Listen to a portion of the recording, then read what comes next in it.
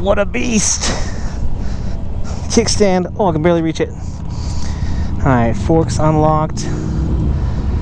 Power on. Clutch in. Bike start. We are neutral, so we are good. Oh boy. We are riding for the first time a road glide, and we did not decide to just hit any road glide. We are riding the CVO Road Glide, the 2019 model. I'm so stoked. So stoked. We are gonna have some fun. Now, I've always wondered about riding a road glide in that the front fairing here is attached to the frame and not the front frame is attached. Woo! See, and this is exactly why this feels weird to me, is that the front frame is not attached to the fork, it's attached to the frame. So just not getting that feedback of watching the thing go, or the handlebars go with you, it's a little unsettling. I'm gonna turn the volume down here on this, and maybe that's not me. Volume, speaker volume, down, down, down, down, down, down, down, down, down, down, down, down, down, down, down, down. Okay, good. Home. So supposedly the glass here on this screen is a Gorilla Glass. It's used in a lot of cell phones, so you got some really strong glass. The screen has a kind of a weird look to it, but here the sun is beating down on it right now, and I can still see it pretty clearly. I don't know how it looks in the video here, but I don't have any problem seeing through here. But we're gonna try and just be confident in these turns. Like I said, it's gonna be awkward, and because I can feel it already, not watching the front fairing go with you. So we'll just keep our mind on the progress here that we make on this bike. Like all touring models for Harley-Davidsons, the clutch here feels a little, it takes a little bit more pressure than a typical bike. That's pretty typical considering I've ridden quite a few of these touring bikes now. I've ridden the Road Glide, I've ridden the Sport Glide, I've ridden the Street Glide, and I've ridden the Limited, and they've all had this kind of a really tight clutch that lets out kind of a little bit late there. But this monster, this 884-pound monster,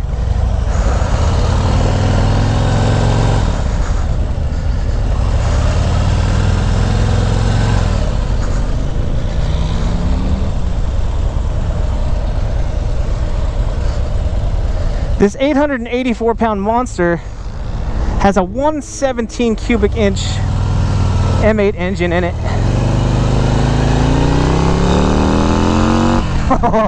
And a mean sounding exhaust.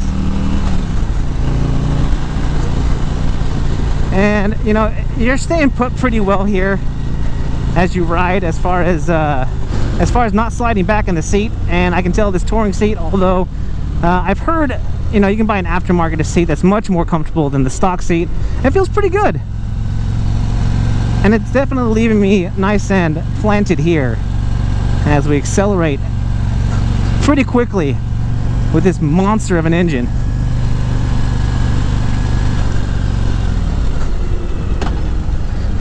And just absolute comfort, absolutely smooth ride on this bike. The instrumentation here looks nice. The audio system here has 2 speakers in the front and 2 speakers in the saddlebags. And you've got 2.4 cubic feet of space in the saddlebags.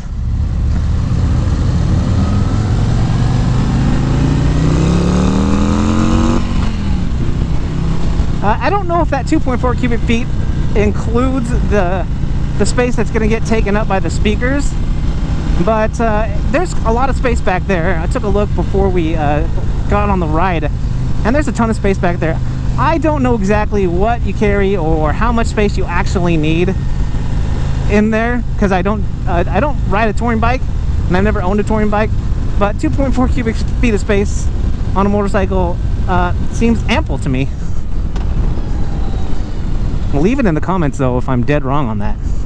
Now, the one thing here that I will say about having this big fairing here in front that is nicer about this bike than it was on the Sport Glide, excuse me, on the Street Glide, is that because it feels a lot lower than it was on the Street Glide, that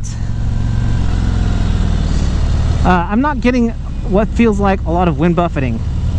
Now that's still, we'll see how we do with that as we go, once we get into some higher speeds. You know, that my opinion might change, but we'll see. So far so good. Now the lean angle on this is actually better than on my Fat Bob. My Fat Bob had about a 31, I think, and a 30-inch lean angle on, or 30-degree lean angle on both sides.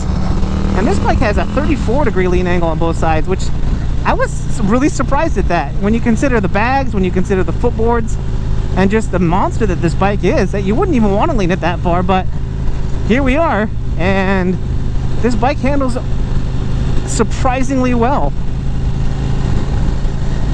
Now, just a little comparison for you. The CVO Road Glide weighs about 30 pounds more than a standard Road Glide.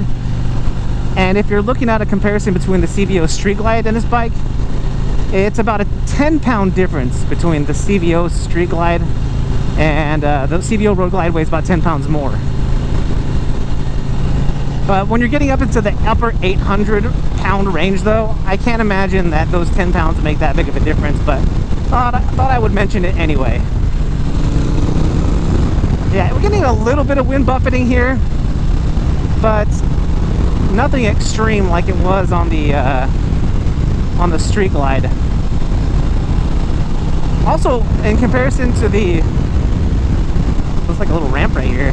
Woohoo! Also, compared to the Indian Chieftain that I rode, I think it was the limited Chieftain, even less wind buffeting on this bike than on that one.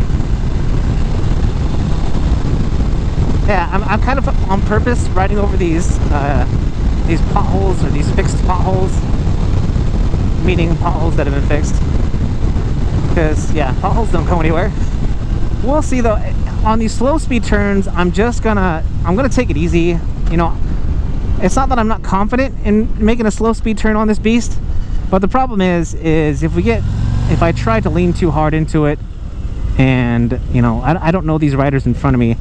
If one of them decides to slow down, if I start leaning on this bike, there's no getting it back. Period.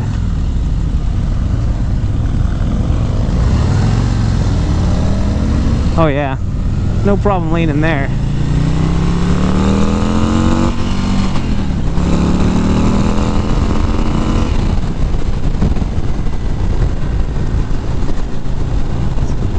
My buddy here's riding the FXDR.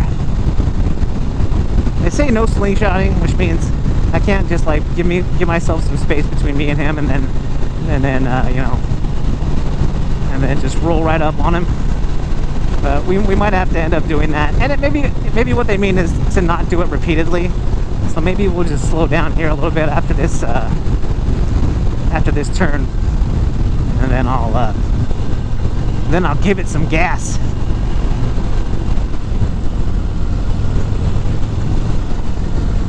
So this bike has had a ton of R&D put into it, research and development, if you're not familiar with the term. A ton of thought has been put into this bike. And so it is tuned for peak performance. Now that's not to say that now that's not to say that you could not get more out of this 117 cubic inch Milwaukee 8 engine. Obviously you could get more if you added a stage 2, stage 3, stage 4 kit. Yeah, you're gonna get more out of it, but you're already looking at the second most expensive bike available from Harley-Davidson. So to me, it's kind of like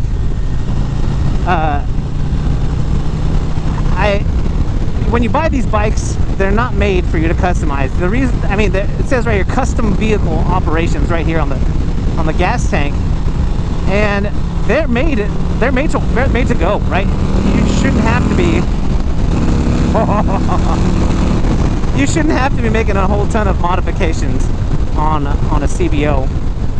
And speaking of the gas tank, this is the biggest gas tank available on a Harley-Davidson. It's a 6-gallon tank, I believe it's rated at somewhere around 45-48 miles per gallon. So you can ride for a considerable amount of time without having to stop and fill it up. And that's the point, right, on these touring bikes, is just to get on the road and just ride and ride forever. And you know, after riding the Road King, after riding the Street Glide and the Limited, this has been my, I mean, they were probably only about halfway through the ride, but this has been my favorite touring bike so far. The learning curve, for me at least, was kind of voided after that first getting over that first initial stage where you're worrying about how this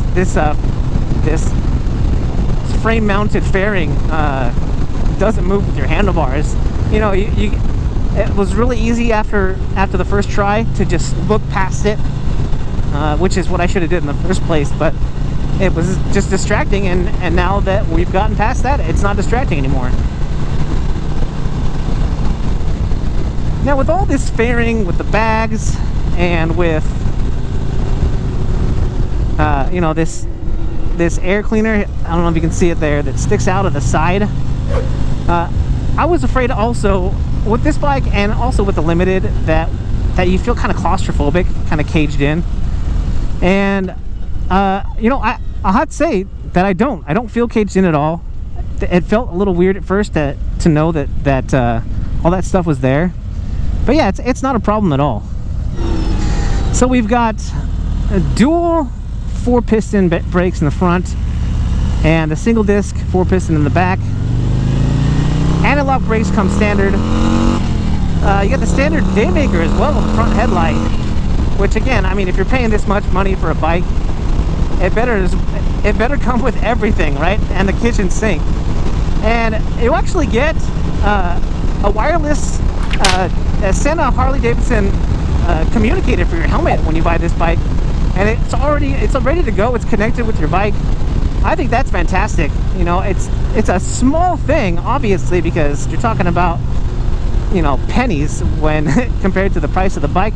But hey, I mean, a bike that's like the luxury bike of all bikes should come with everything, and you should feel like you're getting the entire package.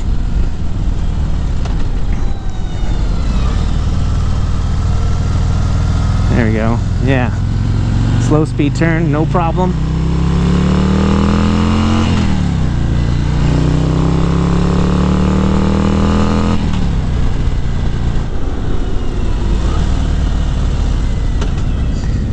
Yeah, the brakes on this thing are nice. Just the way you want. Oh. Just the way you want the ABS brakes to feel. They're not spongy, they're not super grabby. Just a really nice grippy feel. Now, I mentioned wind buffeting before, and I'm just going to reiterate it now that we're up here at top speeds again. Or, sorry, not top speed, but higher speeds. Is that even though I can feel the wind hitting me here on top, and like in the face kind of, it is not that head-rattling wind buffeting that I was getting on the Limited Chieftain or the Indian I'm talking about, or the Street Glide. This is a tolerable feeling. I could ride like this for a long time without having to feel like I need to take an Advil. Now, if I'm going to compare this, and it's not a straight comparison, but the Indian gauges here on the fairing, I prefer that to the Harley-Davidson. To me, all of this instrumentation, all these gauges here on the fairing and on the handlebars here, they feel small to me. And maybe it's because they feel kind of far away as well. That's just kind of one of those points of emphasis where, you know, these gauges could have been bigger if you ask me. They're not terrible, and it's not like you're looking at some important stuff here on these really small gauges like the gas, the fuel gauge, and then your battery voltage here. Most of your information is going to be here on this infotainment screen, which we're not going to get into. I'll put a link here to the infotainment on this bike, so that if you wanted more information on that, you can go straight to it. But I mean, the speedometer here is fairly small. The RPM, the tachometer here is fairly small. And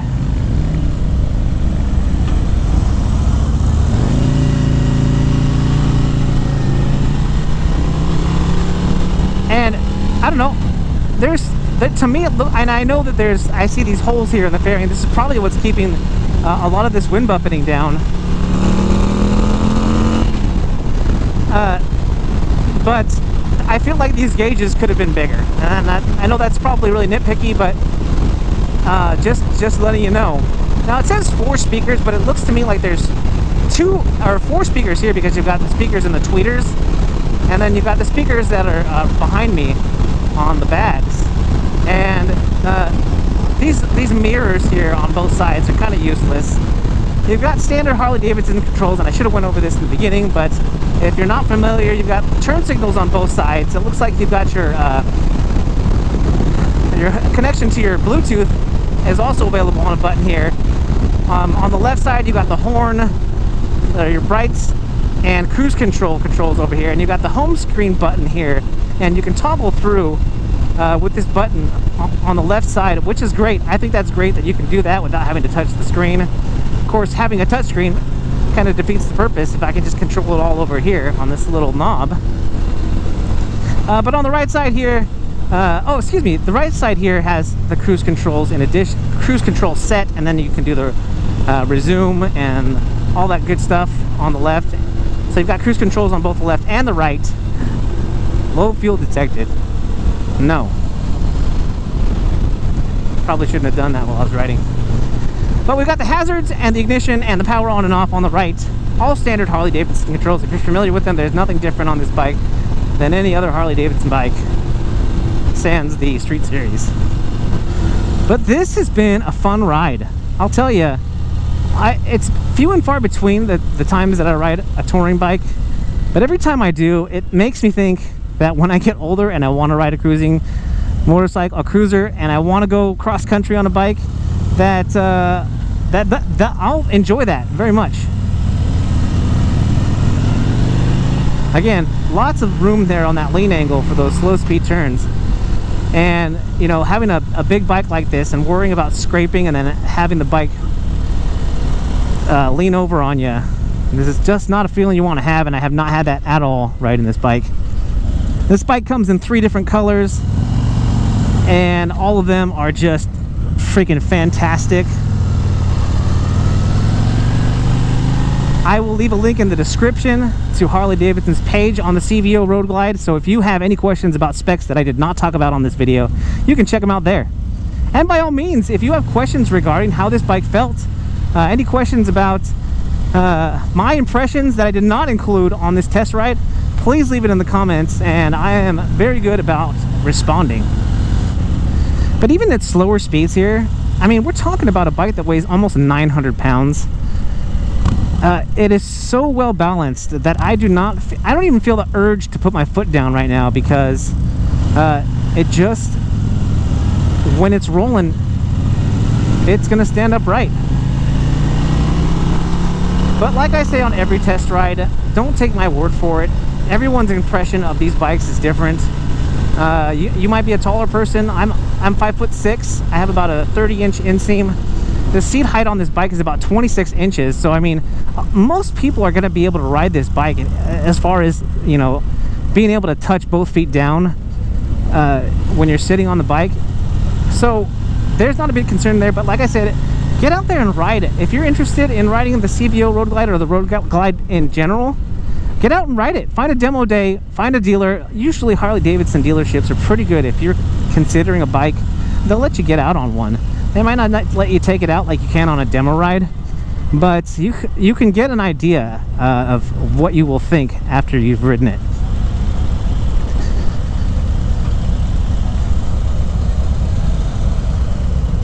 So I'm flat-footing it on the left side and I'm tiptoeing it on the right side. If I wanted to, I could tiptoe on both sides, but to me, I just felt a little bit more comfortable having one foot flat on the ground there. Again, you don't want to let it start leaning though on you, because once you do that, you could be in a world of trouble. Alright guys, we're coming to the end of our ride. I would appreciate it if you like this video. Smash that like button, which is that thumbs up down there. And if you haven't already, hit that subscribe button. Find out what else is going on with me. I have a regular motovlog series that has 3 videos a week, and we talk about everything. We have fun. But the fun has to come to an end sometime, and that time is now. Guys, if you are out there riding, be safe. And if you're not riding, get riding. I'm that one guy, and I am out.